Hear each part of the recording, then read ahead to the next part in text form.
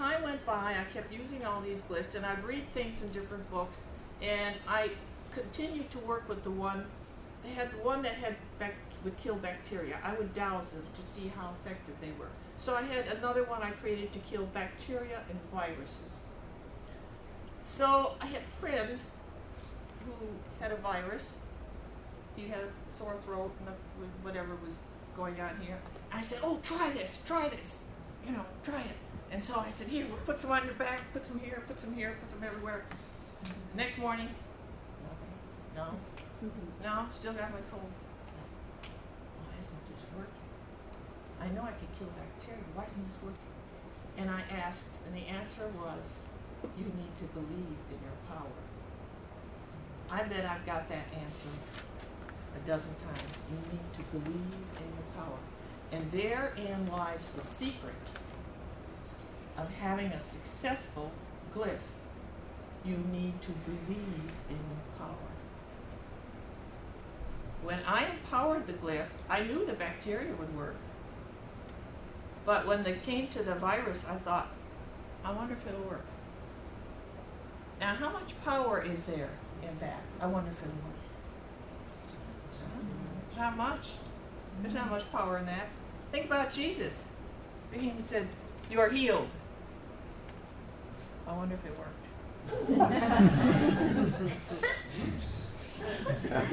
You see? What's the difference between us and Jesus?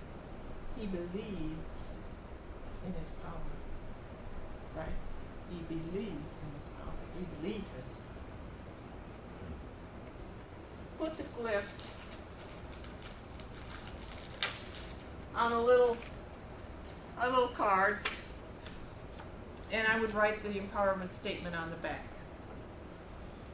And my husband said, and I had all these little things laying around everywhere, and he said, you can't do that. You have to get organized. He says, you can't have all these little drawings all over and these things. And he said, this isn't going to work. And so, bless his heart, I'm going to come around here so I can show you. This was the first book. All this is full of glyphs. And he set up an index. I owe so much to him. In spite of the fact he is no longer my husband, he is still my friend, and he still supports me with the glyphs. But he sets up an index. I have about 100 glyphs. The book has 30 in right now, and I will do another book at some point. And each glyph would have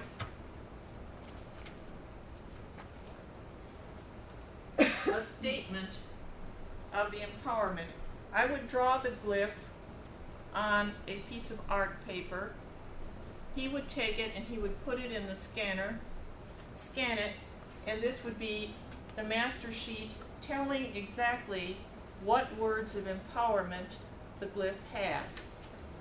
Then he would make what's called a patch page. And the patch page would have the small glyphs that you would cut out and you could put on your solar plexus or whatever. This one particular one is to clear meridians, and so you could just put your fingertips on there. So everything is in divine order. Everything happens the way it's supposed to happen. There's another book of these also. One thing about the glyphs, a lot of them, now the emotional ones are mostly in the first book, the ones removing anger, resentment, fear.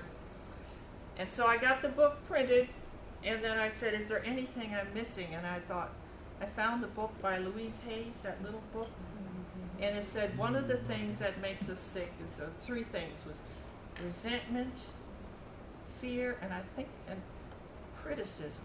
And I thought, criticism? I don't have a glyph for criticism.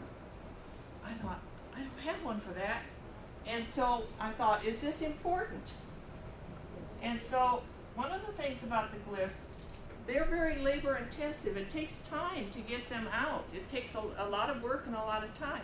So anytime I want to test an idea, I use crystals. And I would take a handful of just clear nugget crystals, and I would put them in a sock, and I would program them, and say, I do this when I'm lying down at night. Work with these things when you're lying down at night and it's quiet if you're going to work with something like this. You want to feel the energy. And I find turning out the light, you can feel more with the light out.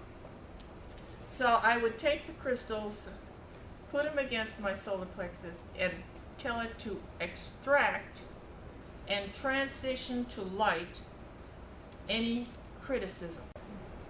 Jean, hey, what about making them into like transferable tattoos? Like I ordered these things from these women, and they were tattoos, and you put them on your body like you want more abundance or this and that and the other, and it was like transferable ink, like temporary tattoos, and you put a hot rag on it and you hold it on, and you put it on your leg, and they really work. How long does it last? Well, it lasted for quite a while, but that is something you could actually sell. Did you hear what she's saying? No. Okay, everybody heard? Tattoo Okay, you she's put on talking your about a leg or tattoo. There's a transferable tattoo that you can buy. And you put a wet cloth on? Yeah, and I can't remember the company. I'll call you. I gave them away. Actually, I don't know why I did that. Because, but my friend has them, and I can call you and tell you what they are. Sure. That would be, I have a lot of different ideas that I would like to follow through with some of these. And that's a good one. Another one I thought, with allergies, when you have a real bad allergy, I could take one of the detoxification glyphs, put one here and one there, and it would stop all this sneezing and the runny nose, but it's really difficult to go to work with something like this on your face. Well, could you also So let me finish. Let me finish one. And then I thought, well, how about a piece of clear tape that had the glyph embedded in it that was just practically, you wouldn't feel so bad with the tape on your face that was transparent, and so, go ahead, Beverly. You could also just, like, sometimes I used to just write stuff, like affirmations on my skin, sort of like I was imprinting myself, like, who's that Japanese man that does the water? Yeah. So I started doing it on my skin, and I could actually feel it, and I would just write something on my leg, and I was like, whoa, and like I enjoy or something like that, and I could actually feel a shift. Right. So you could actually just draw your glyphs using colored pens or something on your skin. Could you draw it on a picture of yourself and put the intention? Yes, well, I have one in there. In the book, one of the glyphs addresses, you can put a picture of someone or the name of someone, and what it does, the glyph will go and address other glyphs, like the one removing fear, guilt, so forth and so on. And I'll have a little dresser at home with all these little pictures and names of people, and I had the president on there, and I had everybody on there, and a lot of people I don't even know where they are anymore, and I've still got them in it. And it would go on for 6 weeks, and then you felt if they needed it anymore. And one man who was a neighbor, he was an alcoholic, and he did quit drinking. I'm not saying my glyphs said, but another was on drugs, and he did get off drugs. Whether that was it, I'm not going to try to take credit for it. And then I have one other on there. I was asked by, I will just call what Dr. Shaw calls it the divine, how will you get the word out about your glyphs? And I said, well, I guess I could write a book. And he said, well, what about the people who can't read? But anyway, this is what I got from Pulse all of the people of the world with love, forgiveness, and absence of fear. Reach out to all who are in need and touch them with hope. Reach out and deliver all beings from bondage to others who would use them for their gains. Pulse the earth with peace and love until it is full.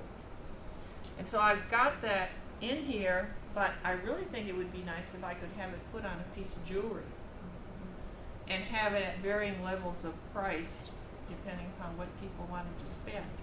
And you could have other glyphs that would be put on a piece of jewelry.